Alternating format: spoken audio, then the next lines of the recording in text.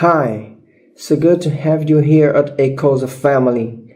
One comment about home ownership set the tone. Here's where everything began. My mom laughed across the Thanksgiving table. You'll never own a house like your sister. Victoria smirked, twisting the knife. She'll be broke forever. The mashed potatoes on my plate tasted like ash. I wanted to scream, defend myself, remind them of everything I'd achieved. But I didn't. I just smiled, silently. Because deep down, I knew something they didn't. That night, I stopped being the child desperate for approval. I started becoming the woman who would change everything. My name is Henriette. I'm 26 years old. And this is the story of how I went from family disappointment to standing in a driveway that belonged to me. A home more beautiful than anything they could imagine. If you've ever been compared, dismissed, or underestimated, you're not alone. Tell me in the comments if this story feels familiar. And don't forget, subscribe, because what came next will shock you. I grew up as the youngest of two daughters. Victoria was older by 3 years, and from the beginning, she was the golden child. She was beautiful, poised, and effortlessly charming. Top of her class, Ivy League scholarship, a 6-figure job right after college. She became the walking resume my mother bragged about to neighbors and relatives. Me? I was the artsy one, the dreamer, the girl who loved sketchbooks more than spreadsheets. I chose a state school with a strong design program, not an Ivy with prestige. I took a modest job at a small creative agency after graduation. The pay wasn't huge, but I loved the work. In my mother's eyes, though, I had already failed at life by 22. Every choice I made was compared against Victoria's shining example.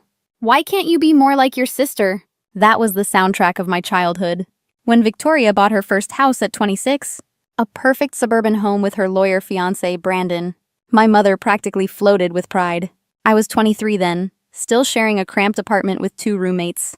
Proud of my independence, proud of building something on my own. But to my mother, that pride meant nothing. To her, I was the daughter who couldn't get her life together. The comparisons never stopped. At family gatherings, Victoria's accomplishments were recited like a trophy list, while my work was reduced to her little art projects. Each word chipped away at me. Every smirk from Victoria, every sigh from my mother, reminded me I was the shadow in a house that only had room for 1 star. By the time I turned 25, I'd learned to brace myself before walking into any family dinner. It wasn't food that filled me. It was the familiar taste of disappointment. And then came Thanksgiving, the day their words cut deep enough to change me forever. That Thanksgiving dinner should have broken me, but it did something else. When my mother told me I'd never own a home, and Victoria smirked like she'd already won life, something inside me snapped. Not into pieces, but into focus. I didn't argue that night. I didn't beg for recognition. I smiled, finished my potatoes, and quietly decided I would stop living for their approval. I would live for me. The drive home was long and quiet. Tears blurred the highway lights, but they weren't tears of defeat. They were release. The release of years spent chasing validation I'd never receive. That night, I opened my laptop and looked at the folder. I'd been too afraid to treat seriously. My freelance work, logos I'd designed, websites I'd built, brand packages that had quietly fueled my passion. 2 years of late nights and weekend projects, hidden under the label of extra cash. For the first time, I asked myself, what if this wasn't extra? What if this was the beginning of something real? Within a week, I filed the paperwork for an LLC. I bought a domain name. I built a sleek website showcasing my best work. I reached out to old contacts. I joined online communities. I marketed myself as a branding specialist for startups, and the response stunned me. I'd been undercharging for years. When I raised my rates, clients still came. In fact, they respected me more. Within 3 months, my freelance income outpaced my agency salary. By the 6th month, I walked into my boss's office, resignation letter in hand. It felt terrifying. It felt exhilarating. It felt like freedom. But the transition wasn't easy. There were nights when my eyes burned from staring at a screen, when I fought exhaustion with coffee, sketching logo drafts at 2 a.m. under the glow of a desk lamp. There were mornings when anxiety clawed at me, whispering that I'd made a huge mistake, that maybe my mother was right, and I was just chasing a dream too fragile to last. And yet, every finished project reminded me otherwise. Every satisfied client email felt like proof. Proof that I was capable. Proof that my path had value. I didn't tell my family. What was the point? They'd already written me off as a failure. Why waste my breath trying to convince them otherwise? Instead, I focused on building. I hired a virtual assistant, then a junior designer. My business began to scale, faster than I ever imagined. But the best part wasn't the money.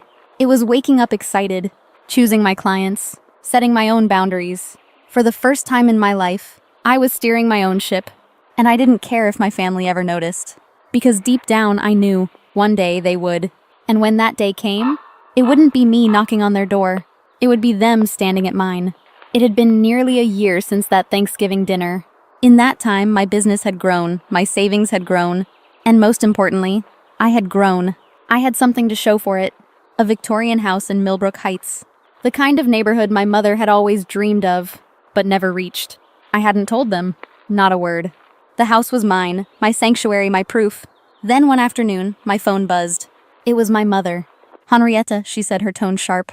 "Victoria told me you've been telling people you bought a house. Is this some kind of joke?" I froze. How did she know? But my voice stayed steady. "It's not a joke, I did." Silence stretched on the line. Finally, she scoffed. "That's impossible. Those houses cost a fortune. There's no way you could afford one. Are you lying to make yourself feel better?" Her words cut, but I didn't flinch. "I'm not lying.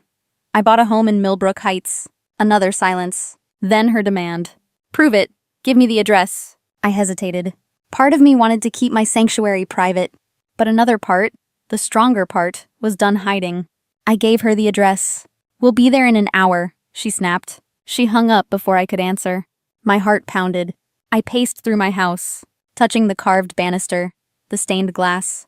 The kitchen I had renovated with my own money. This was mine. Why was I still preparing to prove myself to them? The doorbell never rang. Instead, my phone lit up with messages. From my mother, from Victoria. "Henriette, we're outside, open the door." "This is ridiculous, let us in." "Stop being childish. We drove all the way here." I stepped onto the porch, mug of tea in my hand, and saw them standing at the edge of my driveway. Two women who had spent years tearing me down, now staring at the house I built without them. My phone buzzed again. Another demand. Another insult hidden as concern. I typed 4 words into the family group chat. 4 words that carried all the weight of my journey. "Get off my property." The buzzing stopped. The calls ended.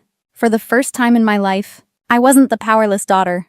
I was the one with boundaries. And the shock on their faces, even from across the street, told me they finally understood. I didn't need them to validate my worth. The next morning, my father called.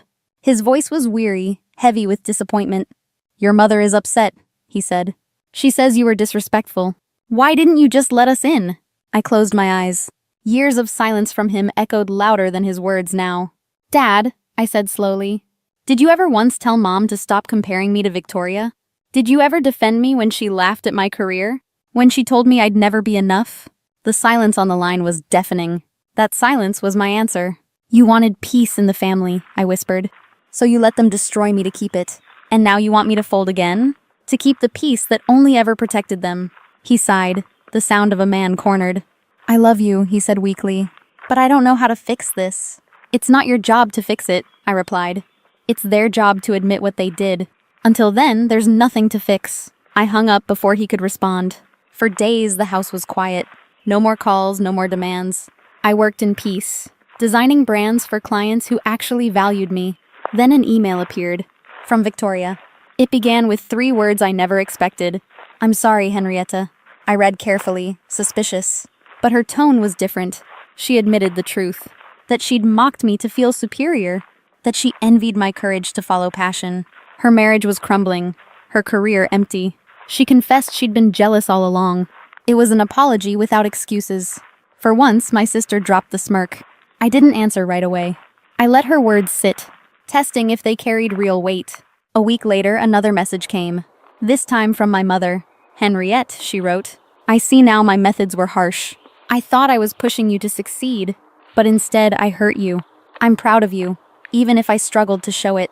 I stared at the email, the screen glowing in the dark. For years, I had begged for these words. Now they felt almost foreign, like hearing a language I'd once forgotten. I crafted careful replies. To Victoria, I said, "Thank you. I'm not ready for closeness, but maybe we can start small. Coffee. Just us."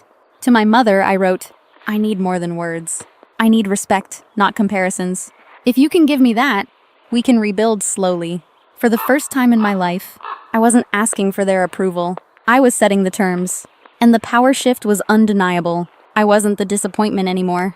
I was the one deciding who got access to me. 6 months passed after that day in my driveway. The house that once felt like defiance now felt like home. Victoria and I began to rebuild carefully. Coffee dates, quiet conversations, moments where we weren't rivals, but sisters learning each other all over again. My mother moved slower. Therapy, apologies, awkward attempts at kindness. Some days I believed her effort. Other days I doubted it. But either way, I stayed in control, because now I understood. Their approval wasn't the prize. My peace was. My boundaries were. The life I had built was.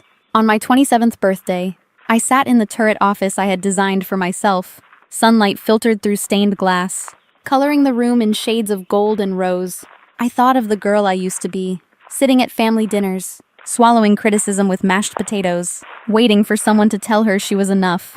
That girl was gone. In her place stood a woman who didn't need applause to feel accomplished. A woman who had learned that sometimes the sweetest revenge isn't proving people wrong, it's proving yourself right. I built this house. I built this business. I built this life. And most importantly, I built myself. If you've ever been told you'll never measure up, if you've ever been dismissed, compared, or underestimated, I want you to hear me clearly. You are not defined by their vision of you. You are allowed to set boundaries. You are allowed to create a future. They never believed you could. Because at the end of the day, owning your worth is the most unshakable property you'll ever have. Have you ever had to choose yourself over family expectations? Tell me in the comments. I'll be reading it. And if this story resonates, subscribe for more journeys of resilience.